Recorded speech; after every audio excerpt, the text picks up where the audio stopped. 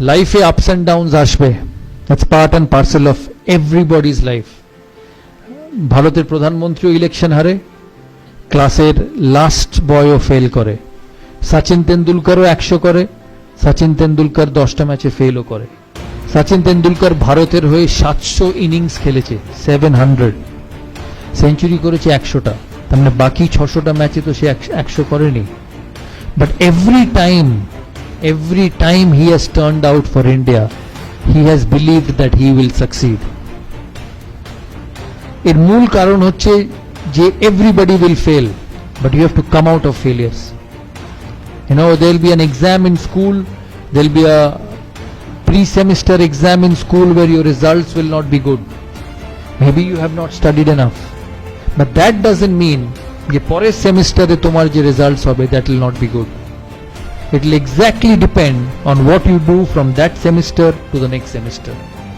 So don't put your head, your shoulder, your belief down with failures, because failures will come. There is nobody in the world who has not failed.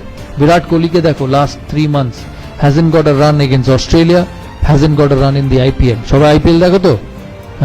He is one of the best batsmen in the world, but he hasn't scored runs. কিন্তু এর কোনো মানে নেই যে পরের সিরিজে ও run করবে না।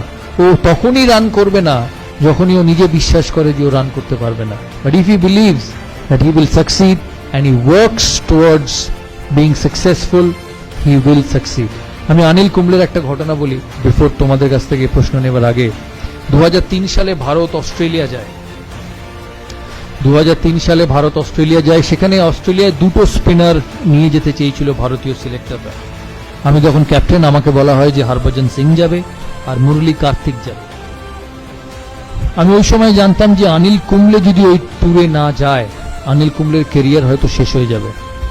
And also I quietly believe that he was probably the best spinner in my team, but the best spinner is having an off time. So there are two ways to deal with it. Either you let him go and let a career get spoiled, or you put an arm around his shoulder and say, hey listen, I back you.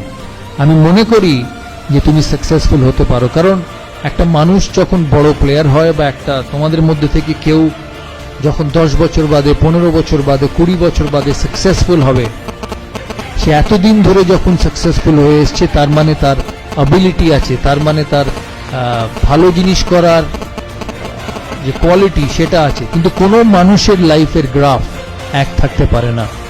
It cannot be the same. You will go up, you will go down.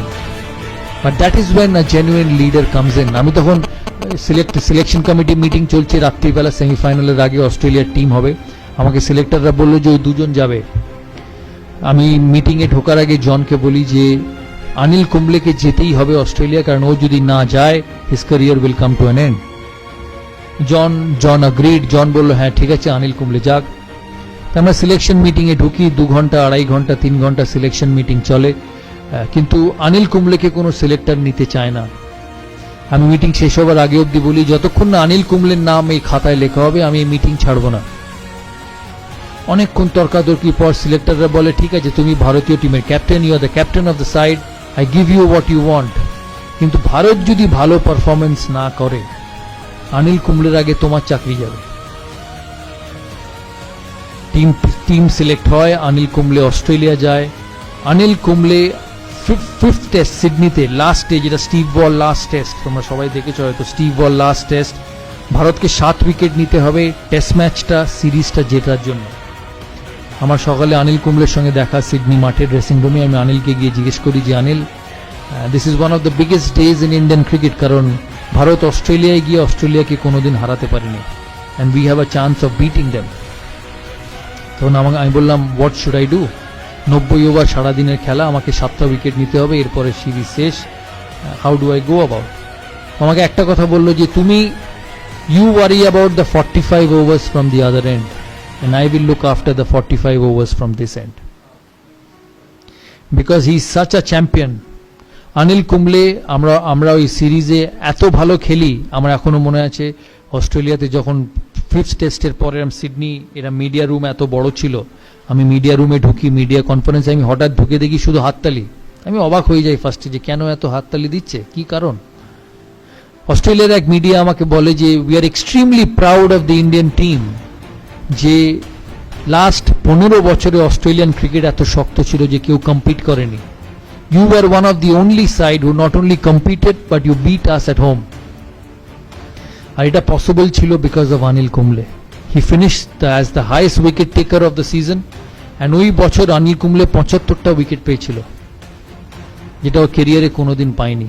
এই কথার মানে হচ্ছে যে even a champion, even the best will go down, even the best will have tough times, but if you want to be a leader, if you want to be someone who actually turns around people, you have to put an arm around him and say, hey listen, I support you.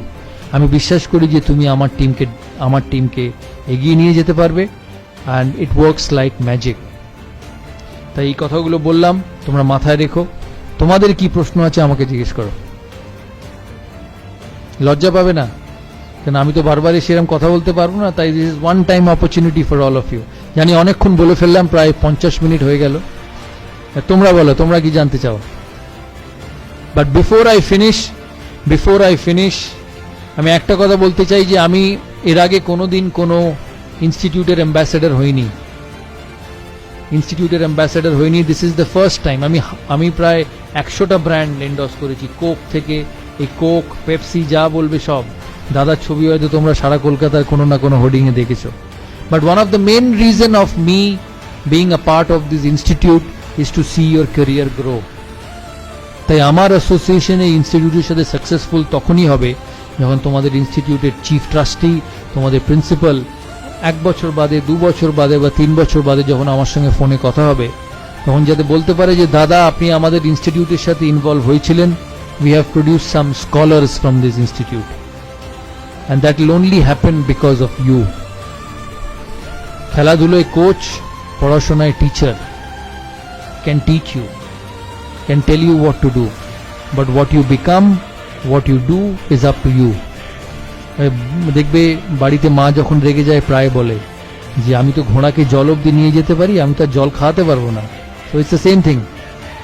টিচাররা পড়াবে, coach তোমাকে বলবে কি ঠিক করতে হবে, কিন্তু ভালো কি খারাপ, brilliance will only be obtained by you.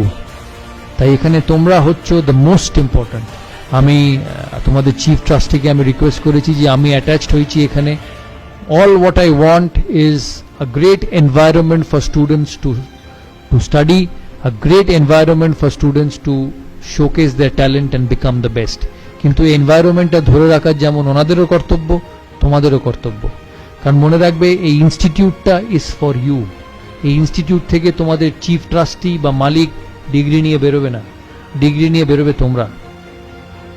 So this institute, this facility is for you to make the most of it and become one of the most successful people one day. Thank you.